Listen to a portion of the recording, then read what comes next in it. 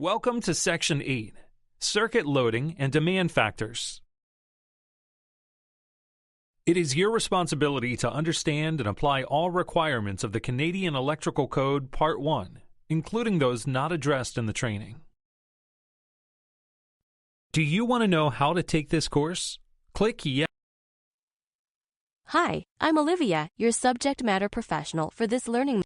I will help you to understand and be able to apply the requirements of the section of the Canadian Electrical Code Part 1.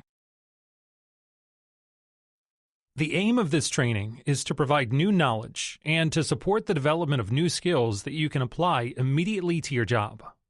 The purpose is why you are taking this learning. To directly support the purpose, this learning has identified objectives.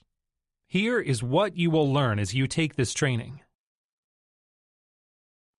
This training is divided into topics. These topics build on each other, so a best practice is to review them in the order they are presented. Save or print a copy of the Quick Reference Guide. It is located in Resources. Use this Quick Reference Guide to take notes and as a practical job aid for this code section. The following terms are in Rule 8002 of the Electrical Code. Basic load is the load of lighting and receptacle circuits based on the outside dimensions of a specific area of a building occupancy. The value of basic load for each particular building occupancy is different and depends on the type of occupancy from Table 14 and on load calculation requirements for residential occupancies. Such loads as outside lighting, specialty lighting, such as stage and show window lighting, electrical space heating, or air conditioning loads are not intended to be part of the basic load. Calculated load is the load calculated in accordance with the applicable requirements. Demonstrated load refers to the historical maximum demand watt information recorded over at least a 24-month period for the same type of facility. It is equated to watts per square meter. The intent is to compare loads used in similar manner based on the type of fuel source for heating and cooling, occupancy, occupancy load, operational requirements, and facilities in the same geographic area and climates.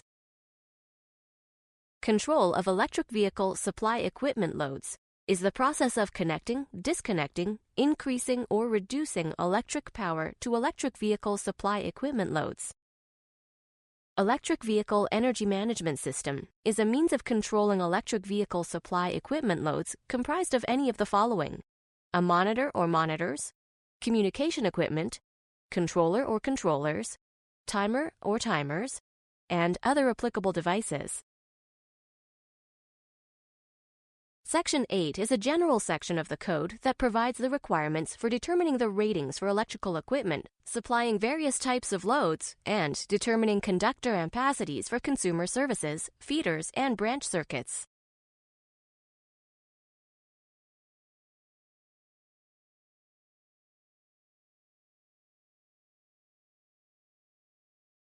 Voltage drop is a very important topic. The primary cause is conductor impedance, which increases as the length of the conductor increases. This can result in lower than satisfactory voltage at the load or equipment unless suitable preventive measures are taken. Measures may involve using larger conductors to feed the utilization load. The total voltage drop may not exceed 5% from the supply side of the consumer service to the point of utilization, or 3% in feeder and branch circuit conductors. Voltage drop is based on the connected load if it is known, or 80% of the overcurrent protection device when the load is not known. Known demand loads typically include hardwired equipment, whereas 80% of the overcurrent protection is most often employed in circuits that are feeding general-purpose lighting and receptacles. Maximum conductor length based on the allowable voltage drop can be calculated using Table D3 or Table D4. Table D3 is used for low-voltage circuits, and Table D4 is used for extra-low voltage circuits.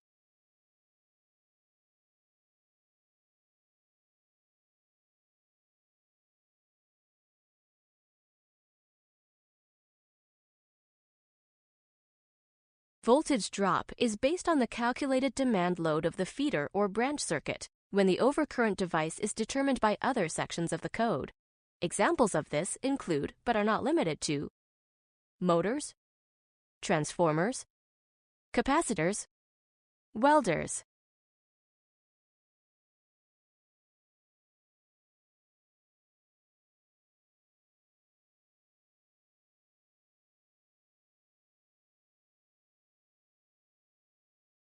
The maximum length of a general-use branch circuit in a dwelling unit, while maintaining the appropriate voltage drop, can be determined using Rule 8-102 and Table 68.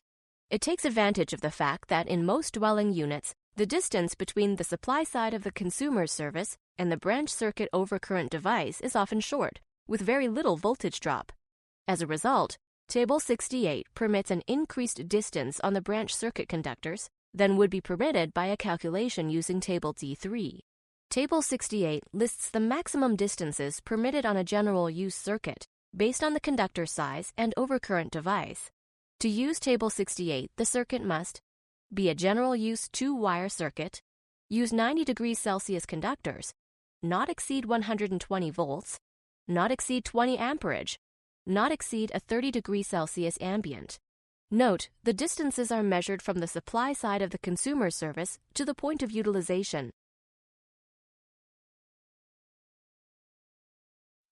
As listed in Appendix B, excluded circuits include household appliances, for example, refrigerators, washing machines, kitchen receptacles, electric heating and cooking appliances, other specific receptacles installed in dwellings, such as those dedicated for medical devices.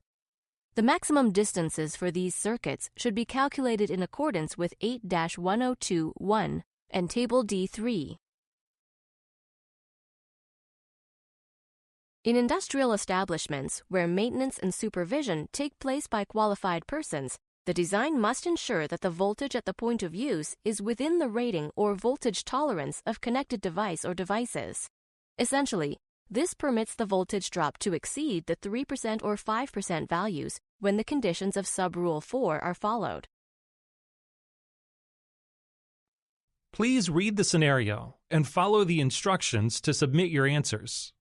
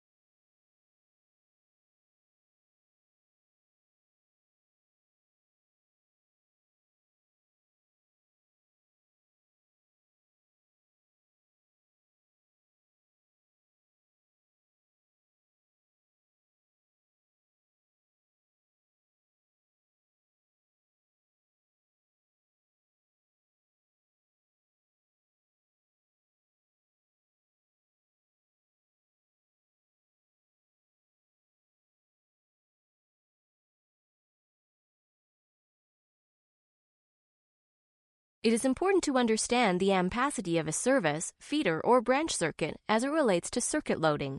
Because some circuits have conductors with ratings higher than the overcurrent protection, as would be the case to meet voltage drop requirements, and other circuits have overcurrent protection with higher ampacity ratings than the conductors, such as is the case in motor circuits due to startup surge, the code requires that the lower of either the conductor ampacity or the overcurrent protection is used to determine the circuit ampacity. When loading up a circuit, the calculated or connected circuit load may not exceed the ampere rating of the circuit.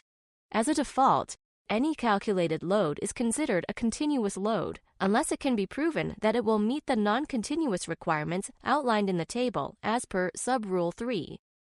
The table shows the size of the load, total time on, for continuous and non-continuous loads.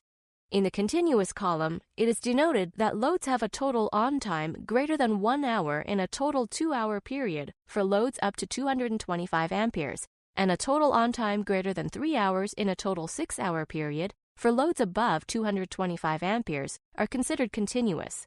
In the non-continuous column, It is denoted that loads have a total on time of 1 hour or less in a total 2-hour period for loads up to 225 amperes, and a total on time of 3 hours or less in a total 6-hour period for loads above 225 amperes are considered non-continuous.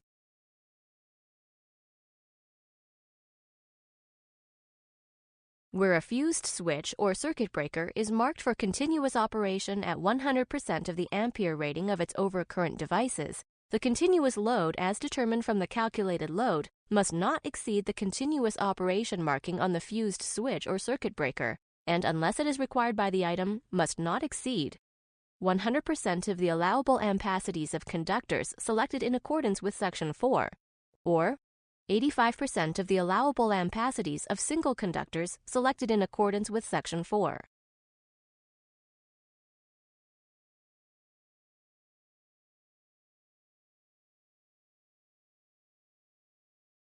Where a fused switch or circuit breaker is marked for continuous operation at 80% of the ampere rating of its overcurrent devices, the continuous load as determined from the calculated load must not exceed the continuous operation marking on the fused switch or circuit breaker, and unless it is required by the item, must not exceed 80% of the allowable ampacities of conductors selected in accordance with Section 4, or exceed 70% of the allowable ampacities of single conductors selected in accordance with Section 4. Note that fused switches or circuit breakers not marked as suitable for continuous operation 80% or 100% are considered as suitable for continuous operation at 80%. See the note in Appendix B for more detail.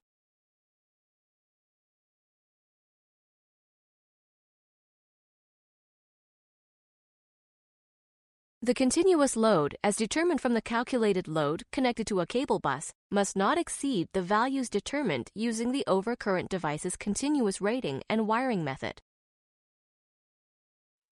Here is a short activity to apply what you just learned. Enter your response and select Submit.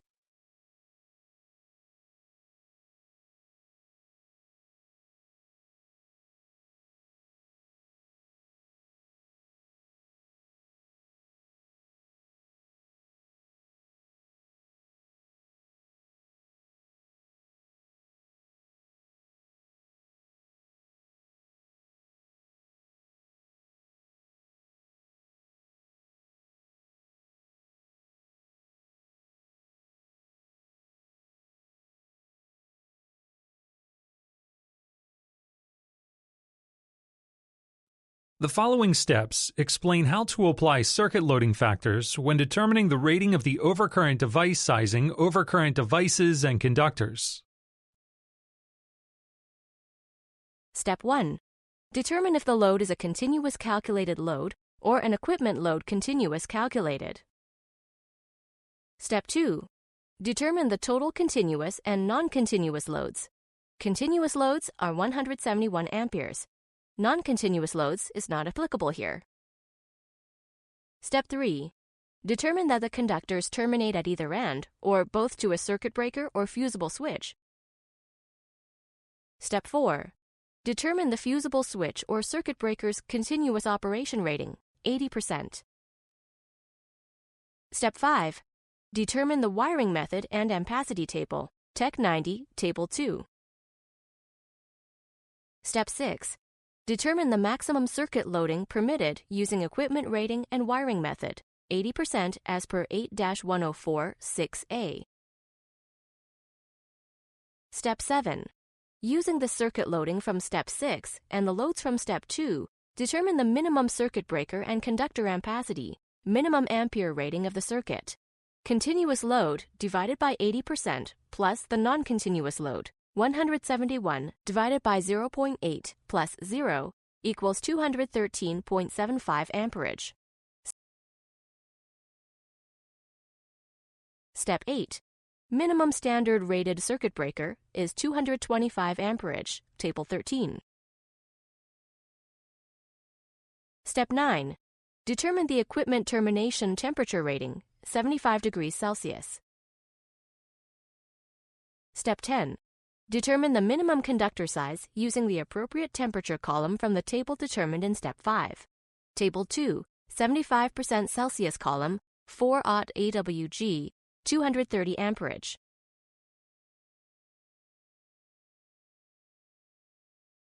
Other than services calculated in accordance with Rules 8-200 and 8-202, service and feeder capacities must be increased where the design of an installation is based on requirements that exceed the minimum requirements of Section 8. When multiple loads are connected so that only one can be used at a time, the load providing the greatest demand should be used to determine the calculated load. When electric space heating and air conditioning loads are installed and interlocked to prevent simultaneous operation, the larger greater of the electric space heating or air conditioning load is used to calculate the load after any demand factors allowed in the code have been applied.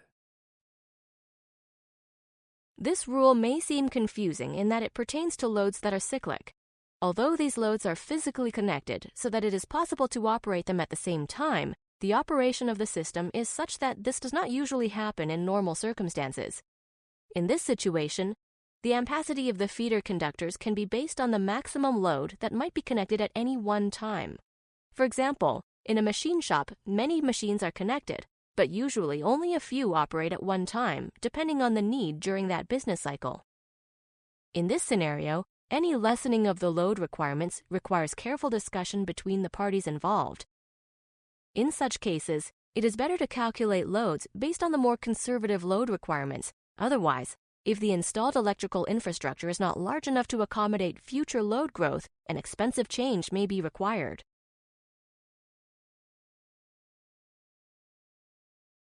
To reduce the demand factors associated with motor or air conditioning loads supplied by a feeder or service, a demand factor can be determined by a qualified person, provided a deviation has been allowed in accordance with Rule 2-30.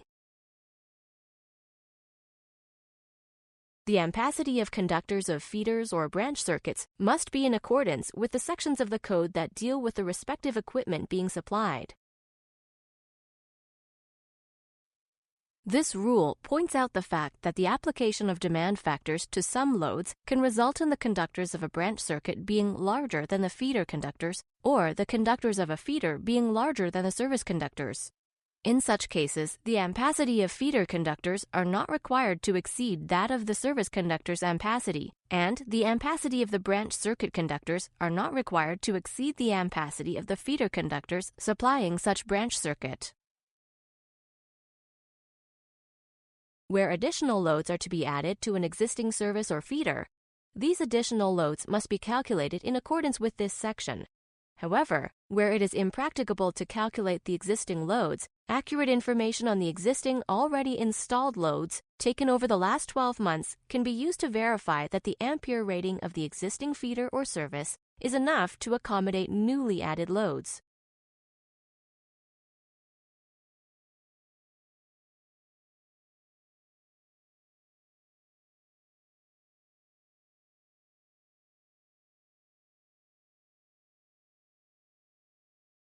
Except for loads calculated using rules for single dwellings, apartments, and similar buildings, the use of demonstrated loads to determine the minimum feeder and service load calculations is permitted, providing calculations are performed by a qualified person as determined by the regulatory authority having jurisdiction.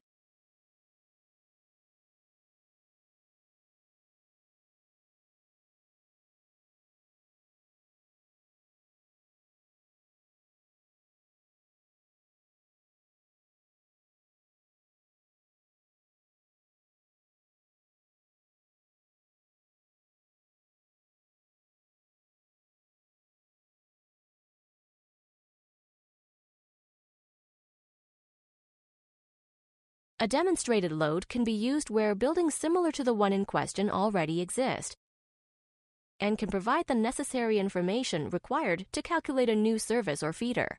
For example, a chain of restaurants could have several buildings already in operation. Using the information from the existing buildings, a watt per meter squared value could be calculated and applied towards the sizing of any future services or feeders. Demonstrated load divided by area equals watts per square meter. Example, if an existing restaurant has a demand of 100,000 watts and is 100 meters squared, the feeder or service for the identical new restaurant could be sized using 1,000 watts per square meter, or 100,000 watts per 100 square meters. As per the rule, the calculation must be done by a qualified person as determined by the authority having jurisdiction.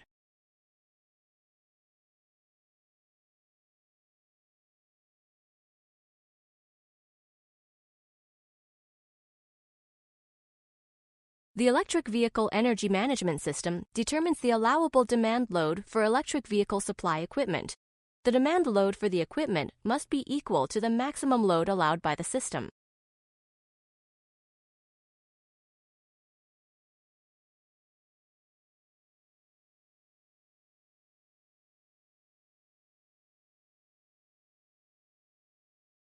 The demand load for electric vehicle supply equipment is not required to be considered in determination of the calculated load if the Electrical Vehicle Energy Management System monitors the load on a consumer's service and feeders and controls the load of the electric vehicle supply equipment in accordance with Rule 8-500. With this system, the electric vehicle supply equipment load is not required to be added to the calculation.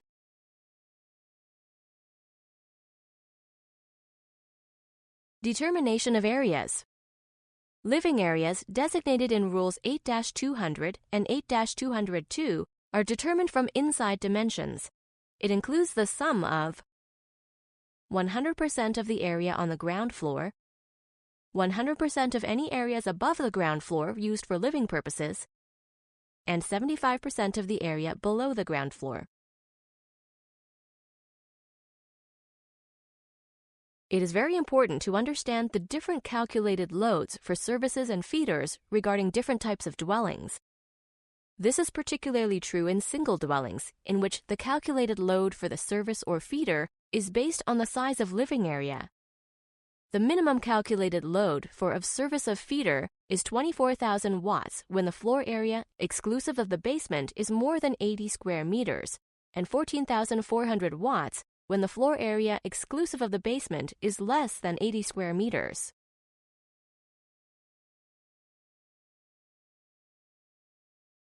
Demand factors also differ when other types of housing or structures are involved. Although each individual dwelling unit in an apartment or similar building may be treated similar to a single dwelling, the difference in operational needs of a group of dwellings supplied from a single feeder or service allows demand factors to be applied.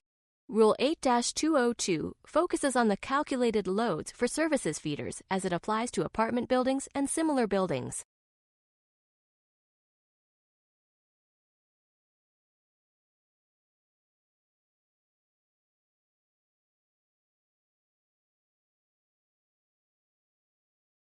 Subrule 1 specifies the loads and demand factors in dwelling units that can be applied when calculating the minimum service or feeder conductor ampacity supplying a dwelling unit in an apartment building. The basic principles that apply to a single dwelling are covered in Item A, except that there is an extra step when calculating the basic load for small one-room apartment suites. Subrule 2 allows the loads in dwelling units that are calculated in accordance with Subrule 1 not to be considered continuous, making the requirements of Rule 8-104, Subrule 5 or 6 not applicable. The criteria for the determination of the ampere rating of the feeder supplying loads in a dwelling unit of an apartment building in accordance with Rule 8-202 must be based on Rule 8-104, Subrule 2 only. Subrule 3 specifies how to calculate the minimum ampacity of a service or feeder supplying a minimum of 2 dwelling unit loads from a main service. When loads not located within dwelling units, for example, house loads, are added to the calculation for a service or feeder size, the total loads within dwelling units are not considered to be continuous loads. However, the total loads outside the dwelling units, for example, house loads, must be considered as continuous loads for the purpose of Rule 8-104, Subrule 5 or 6. Demand factors applied to such house loads must be used as required by Rule 8-202, Subrule 3E. Subrule 4 is applicable when the feeder conductors feed only loads located outside the dwelling units, such as a hallway and outside lighting loads, laundry room loads, mechanical room loads, and elevator loads. It requires that, after any demand factors allowed by the code are applied, feeders supplying these loads outside dwelling units or house loads not be less than the rating of the equipment installed. These loads outside the dwelling units are always considered to be continuous, unless it can be shown through their off or on times that they are non-continuous.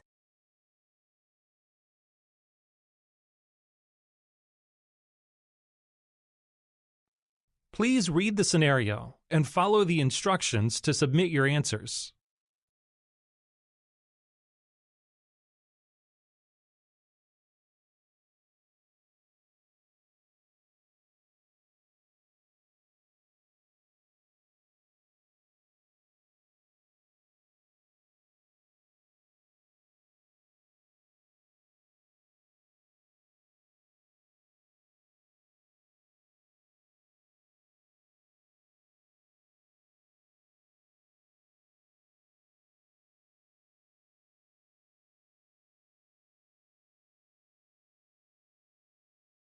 Rule 8-204 provides the requirements for determining the calculated load for a service or feeder conductor that supplies a school. In Subrule 1, the method determining the calculated load for a service or feeder conductor for a school is described.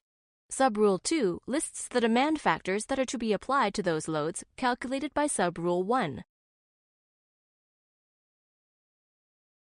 Rule 8-206 provides requirements for determining the calculated load for a service or feeder conductor supplying hospitals. Subrule 1 specifies the method of determining the calculated load for a service or feeder conductor for a hospital, while Subrule 2 lists the demand factors that are to be applied to the loads calculated in Subrule 1. Hotels, motels, dormitories, and buildings of similar occupancy are provided for in Rule 8-208-1. This rule provides requirements for determining the calculated load for a service or feeder conductor supplying a hotel, motel, dormitory, or building of similar occupancy. Subrule 1 specifies the method to determine the calculated load for a service or feeder conductor for this type of occupancy. Subrule 2 lists the demand factors that are to be applied to the loads calculated in Subrule 1.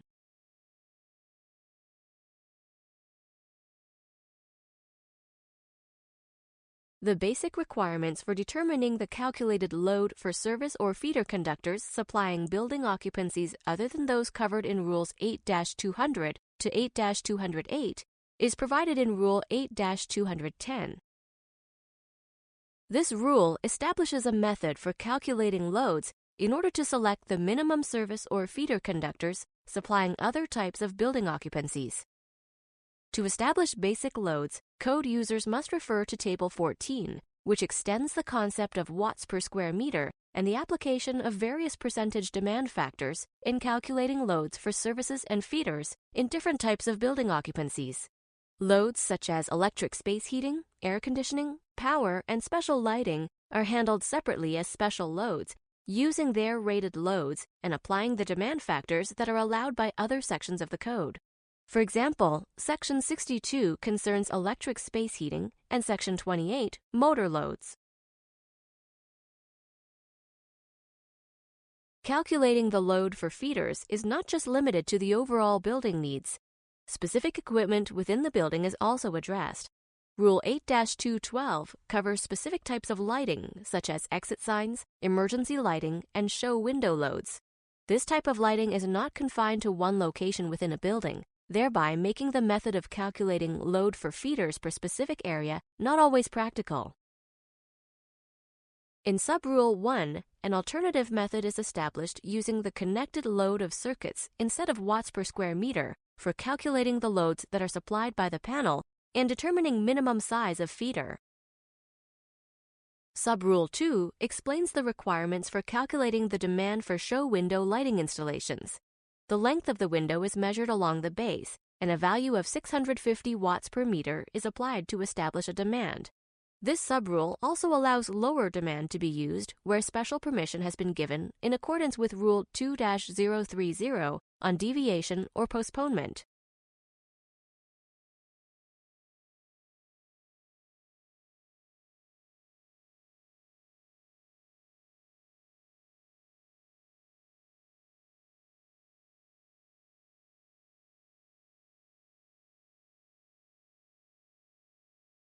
In colder climates, outdoor parking lots are generally equipped with receptacles at each parking stall. These receptacles supply car engine block heaters, battery warmers, and sometimes in-car heaters to keep windows clear of frost and make the interior of the car more comfortable until the engine warms up. The demand set by receptacles varies per use. While learning about Rule 8-400, it is important to remember the following two definitions: controlled and restricted.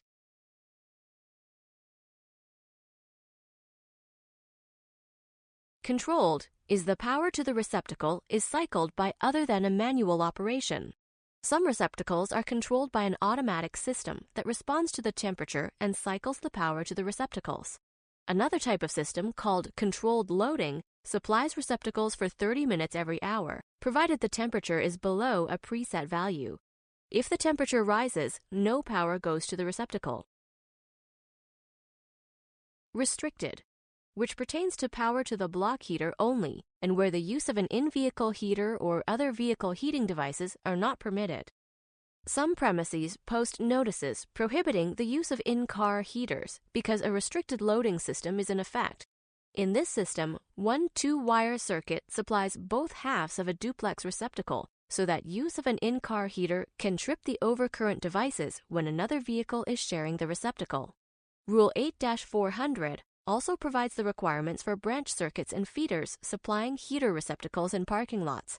This rule does not apply, however, to 1 or 2 outdoor or garage receptacles associated with a single dwelling because they are covered by the basic demand for the single dwelling. At least one branch circuit protected by an overcurrent device rated or set at not more than 20 amperes shall be provided for each duplex receptacle or for every 2 single receptacles referred to in Rule 26-700-2. This circuit can supply a single duplex receptacle or 2 single receptacles. Normally, one duplex receptacle is set in the middle of the 2 stalls.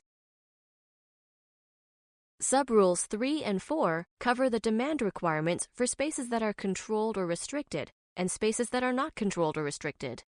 Where the loading in each parking space or stall is not restricted or controlled, a separate branch circuit shall be provided for each parking space or stall, and the feeder or service conductors shall be considered as having a demand load as follows. The table also shows demand loads that are restricted or controlled when branch circuits are provided for parking spaces or stalls.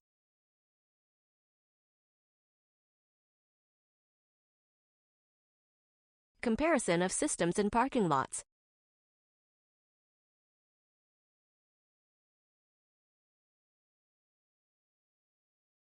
With the growing popularity of electric vehicle energy management systems have been developed. These systems have the capability to monitor electrical loads, which allows them to control the electric vehicle supply equipment load based on changing demands in the building and the system requirements. Rule 8-500-1 states that the electric vehicle energy management systems are permitted to monitor electrical loads and control electric vehicle supply equipment loads. An electric vehicle energy management system must not permit the load of a branch circuit, feeder, or service to go beyond the requirements of 8-104, 5, and 6, according to Subrule 2. In Subrule 3, an electric vehicle energy management system is permitted to control electrical power using a remote means. You covered a lot in this course. This summary helps you to recall the main concepts and requirements of this code section. You have now completed the learning on the main concepts and requirements of this code section. Next, you will take the open book quiz through the link on the course page. Click Close to exit and then start the quiz.